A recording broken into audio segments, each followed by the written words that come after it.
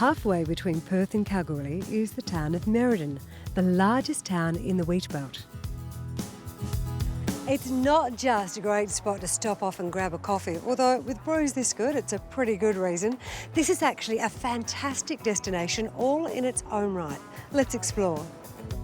And the town has lots to see, especially if you like old buildings and history, with some beautifully preserved facades.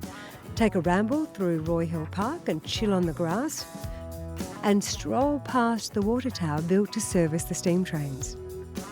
Like this beautifully preserved 1897 steam train on display at the Railway Museum, recognised as one of the best in Australia.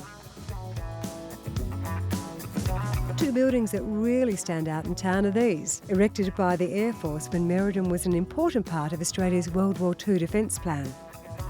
In fact, there are a number of unexpected treasures in this town, including this building, which has hosted stars from Slim Dusty to AC/DC. The local theatre has just turned 90. However, it wasn't always Merredin's local theatre. And the story goes the daughter of its original owner remains very much in charge. She certainly is. So Alice Cummins, I still think, is the manager of the theatre, even though I'm the manager of the theatre.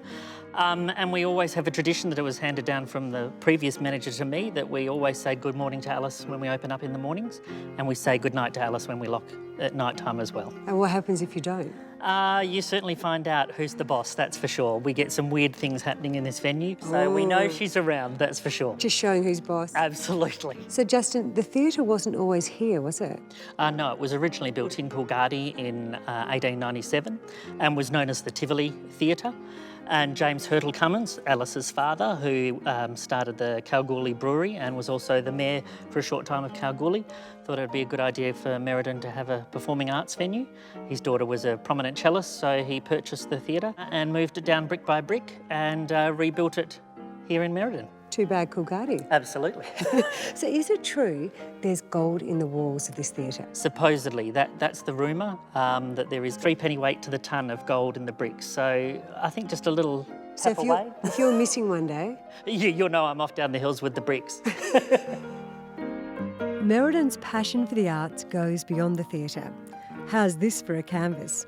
The local silos on the western side of town are part of WA's public art silo trail.